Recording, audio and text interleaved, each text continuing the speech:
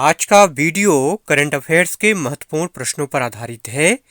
Video complete देखिएगा, like भी कर दीजिएगा और चैनल पर अगर नए हैं तो सब्सक्राइब करिए, घंटा जरूर दबा दीजिएगा क्योंकि ऐसे कंटेंट आपके लिए लाता रहता हूं। चलिए सवाल और जवाब का सिलसिला शुरू किया जाए। पहला प्रश्न है, इंटरनेशनल स्पेस रजिस्ट्री ने किस दिवंगत भाजपा नेता के नाम पर एक तारे का नामकरण किया है? ठीक है, दिवंगत भाजपा नेता के नाम पर जो है तारे का नामकरण किया गया है। कौन करता है ये? इंटरनेशनल स्पेस रजिस्ट्री ने। ठीक है, तो आपको उस दिवंगत भाजपा नेता का नाम बताना है। ठीक है, चलिए हिंट आपको दे देता हूँ। ये भारत के प्रधानमंत्री भी रह चुके हैं, भूतपूर्व प्रधानमंत्री भी हैं।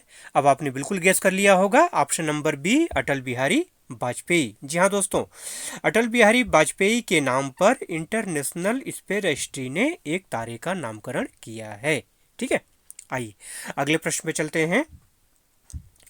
अहमदाबाद दिल्ली संपर्क क्रांति एक्सप्रेस का नाम बदलकर क्या किया गया है? ठीक है, तो ऐसी चीज़ें, ऐसी योजनाएं या ऐसी चीज़ें जो भी हैं जिनका नाम चेंज किया गया है, ये करंट अफेयर्स के लिहाज से बहुत महत्वपूर्ण होते हैं। ऐसी जो योजनाएं हैं या ऐसे ज़िले हैं या ऐसी कोई भी चीज़ जिसका नाम चेंज किया गया हो, वो इम्पोर्टेंट होते हैं, उनको ध्यान देना जरूरी है। ठीक है, तो अहमदाबाद दिल्ली संपर्क क्रांति एक्सप्रेस का नाम बदलकर क्या किया गया है? इसका राइट आंसर है option A, Akshardham express. Akshardham express इसका राइट आंसर है। ठीक है, अगले प्रश्न की अगर बात करें तो निम्न में से किस देश ने संयुक्त राष्ट्र मिशन के लिए महिला शांति सैनिकों की पलटन भेजी है?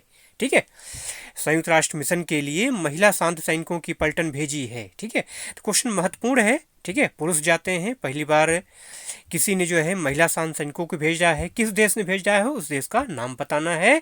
तो ऑप्शन नंबर जो डी है, भारत, इसका राइट आंसर है। ठीक है, भारत ने पहली बार जो है संयुक्त राष्ट्र मिशन के लिए महिला शांति सैनिकों की पलटन भेजी है। अगले प्रश्न की अगर बात की जाए तो किताब है अंबेडकर अ लाइफ। ठीक है, अंबेडकर अ लाइफ के रचनाकार का नाम बताना है। शशि थरूर हैं, सत्यनारायण दास हैं, करण जौहर हैं, मायावती हैं, कौन हो सकता है? इसका राइट आंसर है बिल्कुल सही, शशि थरूर। ऑप्शन नंबर ए इसका राइट आंसर है, शशि थरूर, कांग्रेस नेता शशि थरूर। ठीक है, अंबेडकर अ लाइफ। पुस्तकों के ऊपर टोटल मैंने 2 वीडियो कंप्लीट लॉन्ग वीडियो बना रखे हैं। ठीक है, लिंक उसका मैं दे दूंगा डिस्क्रिप्शन में, जरूर से उसको वॉच कर लीजिएगा। अगर आप वॉच कर लेते हैं, उसको एक बार देख लेते हैं तो निश्चित जानिए किताबों से संबंधित आपकी जो परेशानी है वो दूर हो जाएगी। ठीक है, अगला प्रश्न है, जनवरी 2023 में अंडमान निकोबार द्वीप समूह के कितने द्वीपों का नामकरण परमवीर चक्र विजेताओं के नाम पर किया गया? ठीक है, महत्वपूर्ण क्वेश्चन है ये। ठीक है, पिछले साल किया गया था माननीय प्रधानमंत्री के द्वारा जो है।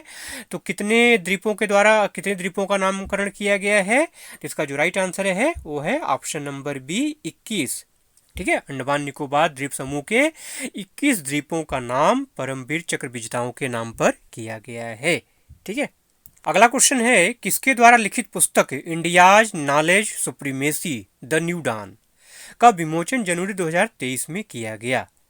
ठीक है, India's knowledge supremacy the new dawn, इसका जो राइट आंसर है वो है option number A, doctor Ashwin Fernandes. ठीक है, डॉक्टर अश्विन फर्नांडिस की पुस्तक है India's knowledge supremacy the new dawn. ठीक है, चलिए अगले प्रश्न पे अगर चलें तो वन नेशन वन इलेक्शन समिति का अध्यक्ष किसे बनाया गया है? ठीक है, गवर्नमेंट इस पे काम कर रही है। अभी गवर्नमेंट चाहती है कि देश भर के सारे चुनाव एक साथ हों, तो इसके लिए कमेटी बनी हुई है। उस कमेटी का अध्यक्ष किसको बनाया गया है उसका नाम आपको बताना है। तो इसका जो राइट आंसर है वो है ऑप्शन नंबर ए, रामनाथ कोविंद। भूतपूर्व राष्ट्रपति रामनाथ कोविंद की अध्यक्षता में वन नेशन वन इलेक्शन समिति बनाई गई है। ठीक है, अगला प्रश्न है कि किन दो भूतपूर्व या किन 2 पूर्व प्रधानमंत्रियों को भारत रत्न देने की घोषणा की गई है? ठीक है, एकदम लेटेस्ट करंट अफेयर्स है ये। ठीक है, तो इसका जो राइट आंसर है वो है पीबी नरसिम्हा राव और चौधरी चरण सिंह। ठीक है, पीबी नरसिम्हा राव जो है ये कांग्रेस के नेता हैं, चौधरी चरण सिंह आप जानते ही हैं किसान नेता हैं। ठीक है, तो दोनों ही भूतपूर्व प्रधानमंत्री हैं हिंदुस्तान के, और दोनों को जो है इस बार भारत रत्न देने की घोषणा की गई है। ठीक है। कुल मिला के इस बार जो भारत रत्न प्रदान किया गया है 5 व्यक्तियों को प्रदान किया गया है। ठीक है, ये भी आपको ध्यान में रखना है। ठीक है। नेक्स्ट क्वेश्चन है, विश्व मानव विज्ञान दिवस कब मनाया जाता है? तो 16 फरवरी को, ऑप्शन नंबर जो बी है ये इसका राइट आंसर है। 16 फरवरी को विश्व विज्ञान दिवस मनाया जाता है। अगले प्रश्न की अगर बात करूं तो खेलों संबंधित क्वेश्चन है, किस देश ने सैफ अंडर 19 महिला फुटबॉल चैंपियनशिप 2024 जीता है? एकदम लेटेस्ट करंट अफेयर्स है। ठीक है, तो इसका जो राइट आंसर है वो है भारत। ठीक है, भारत ने जो है सैफ अंडर 19 महिला फुटबॉल चैंपियनशिप 2024 जीता है। ठीक है, तो ये आपको ध्यान में रखना है। अगला प्रश्न है, एशियाई चैंपियंस ट्रॉफी 2023 का खिताब निम्न में किसने जीता है? तो एशियाई चैंपियंस ट्रॉफी 2023 का खिताब भी किसने जीता है? भारत ने जीता है भैया। ठीक है, तो ऑप्शन नंबर जो सी है इसका राइट आंसर है। ठीक है। अगला प्रश्न है कि भारतीय रेलवे ने रेल पटरियों पर होने वाली दुर्घटनाओं को रोकने के लिए गजराज सुरक्षा नामक तकनीक पेश की है। इसका संबंध निम्न में से किससे है? हाथियों से, ऊंटों से, मनुष्यों से, वाहनों से? अगर आपको पर्यायवाची आता होगा तो आराम से आप गेस कर सकते हैं, गजराज सुरक्षा मतलब हाथियों से है। ठीक है, भारतीय रेलवे ने रेल पटरियों पर होने वाली दुर्घटनाओं को रोकने के लिए गजराज सुरक्षा नामक तकनीक इसका संबंध किससे है? इसका संबंध हाथियों से है। मतलब गजराज सुरक्षा नामक जो तकनीक है ये हाथियों की वजह से जो दुर्घटनाएं होती हैं, हाथी जो ट्रेनों से टकरा जाते हैं, उससे ये उसकी रक्षा करेगी। अच्छा, अब सुरक्षा कवच के नाम पे एक नाम और ध्यान आया। ठीक है, थोड़ा सा पुराना हो गया है लेकिन ये भी आपको ध्यान में रखना है, कवच।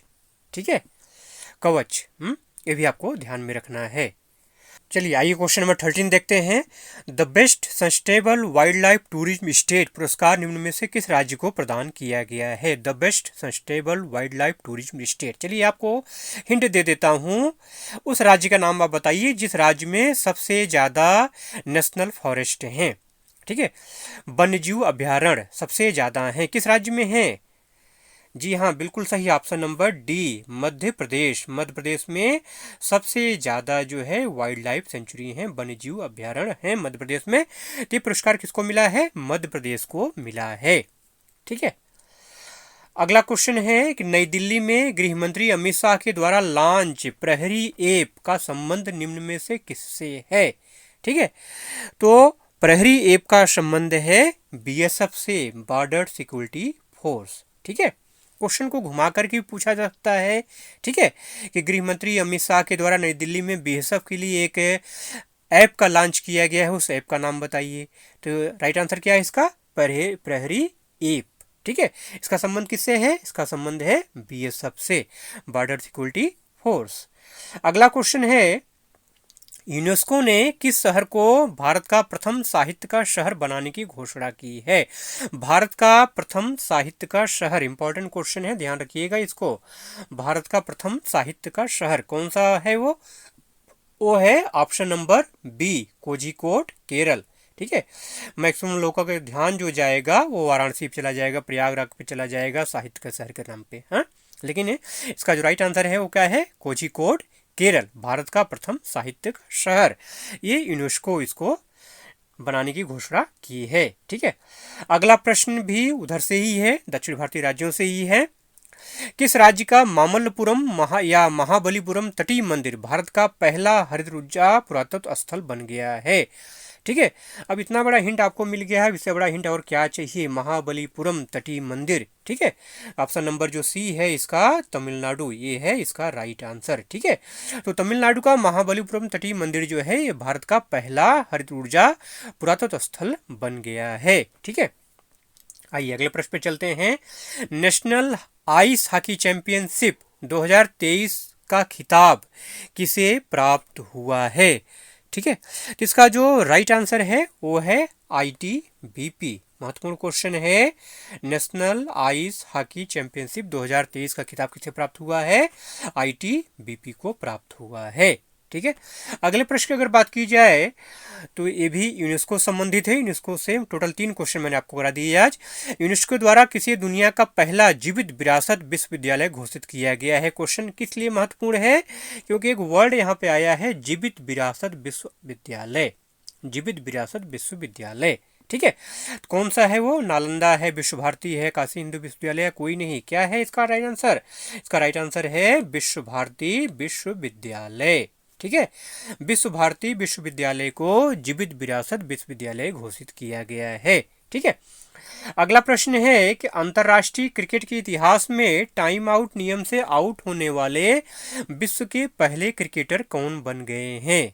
ठीक है, ये नया नियम भैया लागू हुआ और नए नियम के शिकार कौन बने हैं? कौन इसका शिकार हो गया?